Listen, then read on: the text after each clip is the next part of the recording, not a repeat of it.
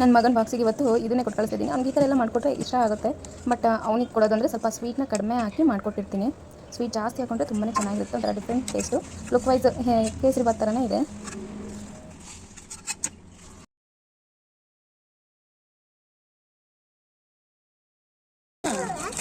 ನೀನು ಹಾಕೋತೀಯಾ? ನಿನ್ನ ಬಳೆನೇ ಹಾಕೊಳ್ಳಲ್ಲ, ಅಮ್ಮನ ಬಳೆ ಹಾಕೋತೀಯಾ? ಅನಿಸ್ತದೆ. ಮಹಾಮಾಯೆ ಮಹಾಮಾಯೆ ಮಹಾಮಾಯೆ ಮಹಾ ಮಾಹೆ ಶ್ರೀಪೀಠ ಸುರಪೂಜಿತೆ ಶಂಖಚಕ್ರ ಗದಾ ಅಸ್ತೆ ಮಹಾಲಕ್ಷ್ಮಿ ನಮಸ್ತುತೆ. ಹಾಯ್ ಎಲ್ರಿಗೂ ನಮಸ್ಕಾರ. ನಾನು ಇವತ್ತು ಕ್ಯಾರೆಟಿಂದ ಒಂದು ಡಿಫ್ರೆಂಟ್ ಆಗಿರೋ ಸ್ವೀಟ್ ರೆಸಿಪಿನ ಮಾಡ್ತಾಯಿದ್ದೀನಿ. ಇದು ಒಂದು ರೀತಿಯಾಗಿ ಕೇಸರಿ ಬಾತ್ ಥರನೇ ಫೀಲ್ ಇರುತ್ತೆ. ಬಟ್ ಕೇಸರಿ ಬಾತ್ಗೆ ಕೇಸರಿ ಎಲ್ಲ ನಾವು ಕಲರ್ನ ಆ್ಯಡ್ ಮಾಡೋ ಬದಲು ಈ ಥರ ಕ್ಯಾರೆಟ್ನ ಯೂಸ್ ಮಾಡಿಕೊಂಡು ಕಲರ್ಫುಲ್ಲಾಗೂ ಇರುತ್ತೆ, ಟೇಸ್ಟಿಯಾಗಿರುತ್ತೆ. ಮತ್ತು ಮಕ್ಕಳಿಗಂತೂ ಕೊಡೋದಕ್ಕೆ ತುಂಬಾ ಒಳ್ಳೆಯ ಫುಡ್ ಅಂತಲೇ ಹೇಳ್ಬೋದು. ಏಕೆಂದರೆ ಕ್ಯಾರೆಟು ಒಳ್ಳೆಯದೇ, ವಿಟಮಿನ್ ಇರೋ ಅಂಥ ವೆಜಿಟೇಬಲ್ಲು. ಮತ್ತು ಇನ್ನವರಿಗೆ ಕೇಸರಿ ಬಾತ್ ಸ್ವೀಟ್ ಅಂದರೆ ಮಕ್ಕಳಿಗೆ ಇಷ್ಟ ಆಗುತ್ತಲ್ವಾ. ಸೊ ಈ ಥರ ಒಂದು ಸಲ ಟ್ರೈ ಮಾಡಿ ನೋಡಿ, ಮಕ್ಕಳಿಗಂತೂ ಡೆಫಿನೆಟ್ಲಿ ಇಷ್ಟ ಆಗುತ್ತೆ. ಹಾಗೆ ನನ್ನ ಚಾನಲ್ನ ಸಬ್ಸ್ಕ್ರೈಬ್ ಮಾಡದೆ ನೋಡ್ತಾ ಇರೋರು ಚಾನಲ್ನ ಸಬ್ಸ್ಕ್ರೈಬ್ ಮಾಡ್ಕೊಳ್ಳಿ. ಇನ್ನು ರೆಸಿಪಿ ಮಾಡೋದು ಹೇಗೆ ಅಂದರೆ ತುಂಬಾ ಈಸಿನೇ. ಕ್ಯಾರೆಟು ಮತ್ತು ಏಲಕ್ಕಿ ಸ್ವಲ್ಪ ತೆಂಗಿನಕಾಯಿನ ಹಾಕಿ ಚೆನ್ನಾಗಿ ರುಬ್ಕೋಬೇಕು. ನಂತರ ಇಲ್ಲಿ ಒಂದು ಬಾಣಲಿಗೆ ತುಪ್ಪ ಹಾಕಿ ಅದಕ್ಕೇ ಲವಂಗ ಮತ್ತು ಡ್ರೈ ಫ್ರೂಟ್ಸು, ನಾನಿಲ್ಲಿ ಬರೀ ದ್ರಾಕ್ಷಿನ ಯೂಸ್ ಮಾಡ್ತಾಯಿದ್ದೀನಿ. ನಂತರ ಚಿರೋಟಿ ರವೆನ ಹಾಕ್ಕೊಂಡು ಚೆನ್ನಾಗಿ ರೋಸ್ಟ್ ಮಾಡ್ಕೋಬೇಕು. ನೀವು ಬೇಕಾದರೆ ದ್ರಾಕ್ಷಿ ಲವಂಗ ಎಲ್ಲ ಎಕ್ಸ್ಟ್ರಾ ಫ್ರೈ ಮಾಡ್ಕೊತೀನಿ ಅಂದರೂ ಓಕೆ, ಏನು ತೊಂದರೆ ಇಲ್ಲ. ನಾನಿಲ್ಲಿ ಒಂದೇ ಟೈಮ್ ಹಾಕ್ಕೊಂಡು ಎಲ್ಲನೂ ಚೆನ್ನಾಗಿ ಫ್ರೈ ಮಾಡ್ಕೊತಾ ಇದ್ದೀನಿ. ನಂತರ ಇಲ್ಲಿ ಕ್ಯಾರೆಟು ಏಲಕ್ಕಿ ಮತ್ತು ತೆಂಗಿನಕಾಯಿನ ರುಬ್ಬಿಟ್ಕೊಂಡಿದ್ರಲ್ಲ ಅದನ್ನು ತೆಗೆದು ಕುದಿಯೋಕೆ ಇಟ್ಕೋಬೇಕಾಗುತ್ತೆ. ಇಲ್ಲಿ ನುಣ್ಣಗೆ ರುಬ್ಬಿದ್ರೆ ಸೋಸ್ಕೊಳ್ಳೋ ಅವಶ್ಯಕತೆ ಇಲ್ಲ. ನಿಮಗೆ ಕ್ಯಾರೆಟ್ ಏನಾದ್ರು ಮಿಡಲಲ್ಲಿ ಸಿಗುತ್ತೆ ಅಂದರೆ ಸೋಸ್ಕೊಳ್ಳಿ. ನಾನು ಹಾಗೇ ಹಾಕ್ಕೊಂಡಿದ್ದೆ, ನನ್ನ ಕ್ಯಾರೆಟು ಹಾಗೇ ಕಾಣಿಸ್ತಾ ಇದೆ, ಅದನ್ನೆಲ್ಲ ಎತ್ತಾಕೊಂಡೆ. ಅದು ಮಿಡಲ್ ಆ ಥರ ಸಿಗ್ತಾಯಿದ್ರೆ ಚೆನ್ನಾಗಿರಲ್ಲ. ಇನ್ನು ಇನ್ನೊಂದು ಕಡೆ ರವೆನ ಇಟ್ಕೊಂಡು ಚೆನ್ನಾಗಿ ಫ್ರೈ ಮಾಡ್ಕೋಬೇಕು ಲೋ ಫ್ಲೇಮ್ನಲ್ಲಿ ಇಟ್ಕೊಂಡು. ಡ್ರೈ ಫ್ರೂಟ್ಸು ಆಪ್ಷನಲ್ಲು, ನಿಮ್ಗೆ ಜಾಸ್ತಿ ಡ್ರೈ ಫ್ರೂಟ್ಸ್ ಬೇಕಂದರೆ ಹಾಕ್ಕೊಳ್ಳಿ, ತುಂಬಾ ಚೆನ್ನಾಗಿರುತ್ತೆ.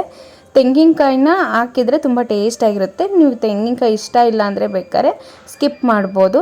ಇನ್ನು ಕಲ್ಲರು ಕ್ಯಾರೆಟೇ ಆರೆಂಜ್ ಕಲರ್ ಇರೋದ್ರಿಂದ ತುಂಬಾ ಕಲರ್ ಆಗಿರುತ್ತೆ.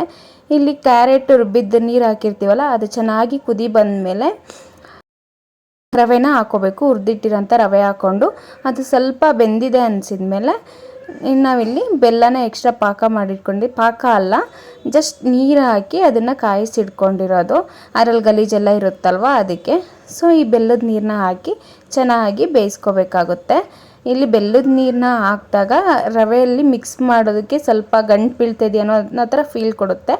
ಬಟ್ ಅದು ಬೇಯ್ತಾ ಅದು ನಾರ್ಮಲ್ ಇದಕ್ಕೆ ಬರುತ್ತೆ, ಗಂಟೇನ ಆಗಲ್ಲ. ಬಟ್ ಕೈ ಬಿಡ್ದಂಗೆ ಸ್ವಲ್ಪ ಮಿಕ್ಸ್ ಮಾಡಿದರೆ ಆಯಿತು. ಚೆನ್ನಾಗಿ ಮಿಕ್ಸ್ ಮಾಡಿಕೊಂಡ್ರೆ ಚೆನ್ನಾಗಿ ಬರುತ್ತೆ. ಇಲ್ಲಿ ರವೆನೆಲ್ಲ ಯೂಸ್ ಮಾಡಿರೋದ್ರಿಂದ ನೋಡೋದಕ್ಕೆ ಕೇಸರಿ ಬಾತ್ ಥರನೇ ಇರುತ್ತೆ, ಬಟ್ ಟೇಸ್ಟ್ ಮಾತ್ರ ತುಂಬಾ ಚೆನ್ನಾಗಿರುತ್ತೆ. ಮಕ್ಕಳಿಗಂತೂ ತುಂಬ ಇಷ್ಟ ಆಗುತ್ತೆ. ಮಕ್ಕಳು ತರಕಾರಿ ಎಲ್ಲ ತಿನ್ನಲ್ಲ ಅಂತಾರಲ್ವ, ಸೊ ಬಟ್ ಅವ್ರಿಗೆ ಸ್ವೀಟ್ ಐಟಮ್ಸ್ ಅಂದರೆ ಇಷ್ಟ. ಅದಕ್ಕೆ ಈ ಥರ ಮಾಡಿಕೊಡಿ, ಬೇಕಾದರೆ ತುಂಬಾ ಇಷ್ಟಪಟ್ಟು ತಿಂತಾರೆ. ನೀವು ಹಾಗೆ ಬೇಕಾದರೂ ಸರ್ವ್ ಮಾಡ್ಬೋದು, ತಿನ್ಬೋದು. ಇಲ್ಲ ಅಂದರೆ ಈ ಥರ ಪ್ಲೇಟಿಗೆ ಹಾಕಿ ಅದನ್ನು ಎಲ್ಲ ಒಂದು ಸಮವಾಗಿ ಲೆವೆಲ್ ಮಾಡಿ ನಂತರ ಸ್ವಲ್ಪ ತಣ್ಣ ಆದಮೇಲೆ ಒಂದು ಕಾಲು ಗಂಟೆ, ಒಂದು 10-20 ನಿಮಿಷ ಬಿಟ್ಟು ತಣ್ಣ ಆದಮೇಲೆ ಕಟ್ ಮಾಡಿ ಒಂದು ಸ್ವೀಟ್ ರೀತಿಯಾಗಿ ಮಾಡಬೇಕಾದ್ರೂ ತಿನ್ಬೋದು. ಈ ಥರ ಕಟ್ ಮಾಡಿಕೊಟ್ರೆ ಯೂಶ್ವಲಿ ಮಕ್ಕಳಿಗೆ ಇಷ್ಟ ಆಗುತ್ತೆ, ಏನೋ ಒಂದು ಸ್ವೀಟ್ ತಿಂತಾ ಇದ್ದೀವಿ ಅನ್ನೋ ಥರ ಇರುತ್ತೆ. ನನಗೆ ಇದನ್ನೆಲ್ಲ ನೋಡ್ತಾ ಇದ್ದರೆ ನನಗೆ ನಮ್ಮ ಅಮ್ಮಂದಿರು ನಾವು ಚಿಕ್ಕವ್ರು ಇರ್ಬೇಕಾದ್ರೆ ನಮ್ಮ ಬರ್ಡೇಗೆಲ್ಲ ಕೇಸರಿ ಬಾತ್ನ ಮಾಡಿ ಇದೇ ಥರ ಪ್ಲೇಟಿಗೆ ಹಾಕಿ ಅದನ್ನು ಕಟ್ ಮಾಡಿ ಕೇಕ್ ಅಂತೇಳಿ ಕೊಡ್ತಾಯಿದ್ರು, ಅದನ್ನೇ ನೆನಪಾಗುತ್ತೆ. ಅವಾಗೆಲ್ಲ ಹಿಂದೆ ಎಷ್ಟೊಂದು ಜನ ಮನೆಗಳಲ್ಲಿ ಇದೇ ರೀತಿ ಮಾಡ್ತಾ ಇದ್ದಿದ್ದು, ಕೇಸರಿ ಬಾತ್ನೇ ಕೇಕ್ ಥರ ಕನ್ವರ್ಟ್ ಮಾಡಿ ಕಟ್ ಮಾಡ್ತಾ ಇದ್ದಿದ್ದು. ನಿಮಗೆಲ್ಲ ಯಾರಿಗೆ ಈ ಥರ ಎಕ್ಸ್ಪೀರಿಯೆನ್ಸ್ ಆಗಿದೆ ಕಮೆಂಟ್ ಮಾಡಿ.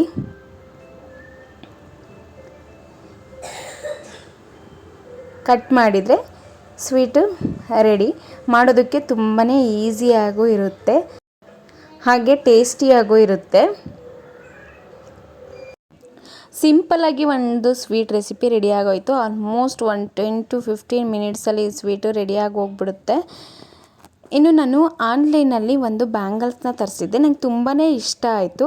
ಅದಕ್ಕೆ ನಾನು ಈ ವಿಡಿಯೋನು ನಿಮಗೆ ಶೇರ್ ಮಾಡ್ತಾ ಇದ್ದೀನಿ. ಪ್ರಾಡಕ್ಟ್ನೇ ತರಿಸಿದ್ದೆ. ಇದು ಆಲ್ರೆಡಿ ಓಪನ್ ಮಾಡಿದ್ದೀನಿ. ಇದು ಗ್ಯಾಸ್ ಲೈಟರ್ ಎಲ್ರಿಗೂ ಗೊತ್ತಿರುತ್ತೆ, ಚಾರ್ಜಬಲ್ದು.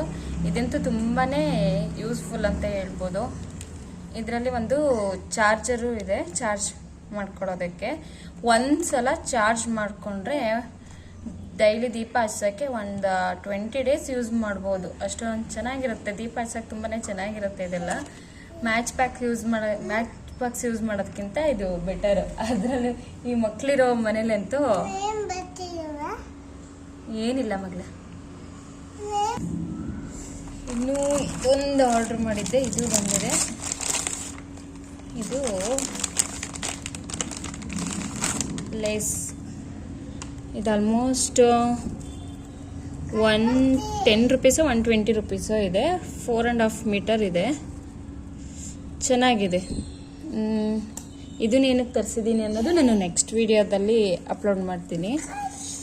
ಇನ್ನು ಇದು ಬಂದ್ಬಿಟ್ಟು ಬ್ಯಾಂಗಲ್. ಕೊಡಪಲ್ಲಿ ಕಟ್ ಮಾಡೋಣ.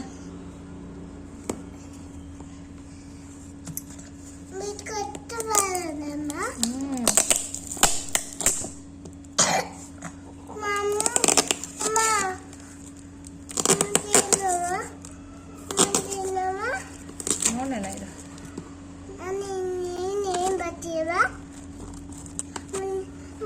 ಬ್ಯಾಂಗಲು ಆನ್ಲೈನಲ್ಲಿ ತರಿಸೋ ಥರ ಆಗೋಗ್ಬಿಡ್ತು ನೋಡಿ. ಆ್ಯಕ್ಚುಲಿ ಅದೇನೋ ಇಷ್ಟ ಆಯಿತು ಡೈಲಿ ವೇರ್ಗೆ, ಅದಕ್ಕೆ ಡೈಲಿ ವೇರ್ಗೆ ಅಂತ ತರಿಸಿರೋದು.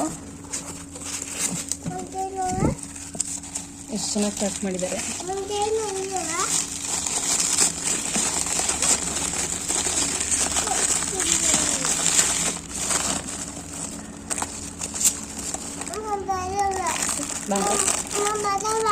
ಬಳೆ ಮಗಳ ಅಮ್ಮಂಗೆ ಬಳೆ ತರಿಸಿದ್ದೀನಿ. ನೀನು ಹಾಕೋತೀರಾ? ನೀನು ಹಾಕೋತೀಯಾ? ನಿನ್ನ ಬಳೆನೇ ಹಾಕೊಳ್ಳಲ್ಲ, ಅಮ್ಮನ ಬಳೆ ಹಾಕೋತೀಯಾ? ಇದು ಗಾಜಿಂದು ಅಂತ ಮೆನ್ಷನ್ ಮಾಡಿದ್ರೆ ನಿಜವಾಗ್ಲೂ ಗಾಜಿಂದೇನ ಅಂತ ಡೌಟ್ ಬರುತ್ತೆ.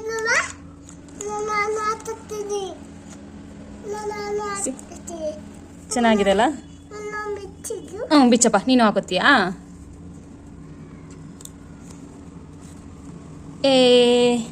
ಹಾಕೋಬಿಟ್ಲು. ಎಷ್ಟು ಚೆನ್ನಾಗಿದೆ ತೋರಿಸು.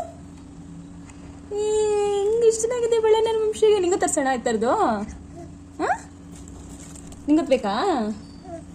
ಓಕೆ, ತರ್ಸೋಣಂತೆ. ಇದು ಬ್ಯಾಂಗಲ್ ಪ್ರೈಸ್ ಬಂದುಬಿಟ್ಟು ಎಷ್ಟಿದೆ? 150 ಏನೋ ಇದೆ. 8 ಬ್ಯಾಂಗಲ್ಸು. ಚೆನ್ನಾಗಿದೆ. ನಾನಿದು ಡೈಲಿ ವೇರ್ಗೆ ಅಂತ ತರಿಸಿದ್ದೀನಿ. ಒಂದೊಂದು ಬಳೆ ಹಾಕೊಳ್ಳೋದು ಚೆನ್ನಾಗಿರುತ್ತೆ ಅಂತ. ಚೆನ್ನಾಗಿದೆ. ಡಿಸೈನ್ಸ್ ಎಲ್ಲ ಕ್ಯೂಟಾಗಿದೆ ಅನ್ನಿಸ್ತಾ ಇದೆ.